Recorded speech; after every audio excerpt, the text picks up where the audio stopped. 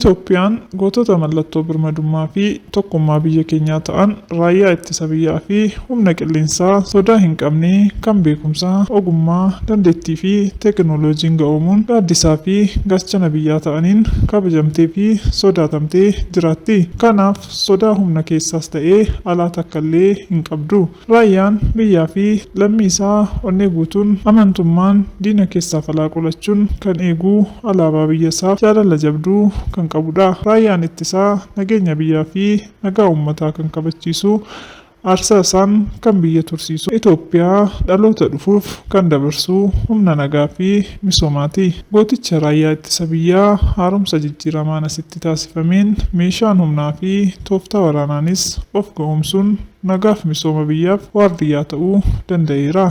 Lubbuu osoo hin sassatiin kan biyyaaf wareegamu raayyaa ittisa biyyaa deeggaruu, kabajuu fi cina dhaabbachuun dhimma kamiyyuu caalaa Itoophiyaanonni hundi lammummaa isaaf qofaa dirqama kabajuun irra jiraatudha. Guyyaaf halkan osoo hin jedhiin birmadummaa biyyaaf nageenya eeguuf raayyaa dhama'aa jiruuf dhaabbachuun aantummaa agarsiisuun dirqama lammummaati. Harki keessaas alaas raayyaa komachuu barbaadu deebi'uu qaba. Raayyaan lammii hundaaf gaachana waardiyyaa dhaabbatu goota kabajni malu. Sadarkaa ardii Afrikaatti ijaarama caaseffama haaraa teekinooloojii ammayyaa'aan deeggaramee gargaaramuun waraanni Itoophiyaa dursummaa irratti argama. Kan yeroo kamiyyuu caalaa meeshaa ammayyaa hidhachuu fi waraana ga'umsa guutuu waraana hambisuu danda'u ijaarrachuudhaan biyyi Itoophiyaa sadarkaa gaarii irratti argamti.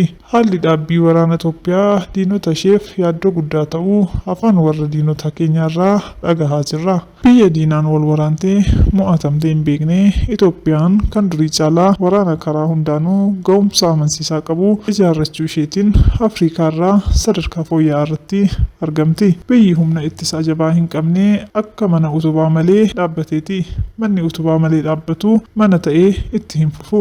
Raayyaan ittisaa nuti har'a harkas qabnu goota birmadummaa biyya kabachiisaa turee fi jirudha. Raayyaan ittisaa nuti har'a harkaa qabnu goota birmadummaa biyyaa kabachiisaa turee fi jirudha. Diinonni Itoophiyaa sochii isaa miti maqaa isaayyuu yeroo dhagahan naasuu keessaa kan seenan raayyaa humna jabaa qabudha. Humni ittisa keenyaa dagalee uummattoota utubaa tokkummaa abdiidhaa fi gaachana biyya keenyaa yeroo maraati.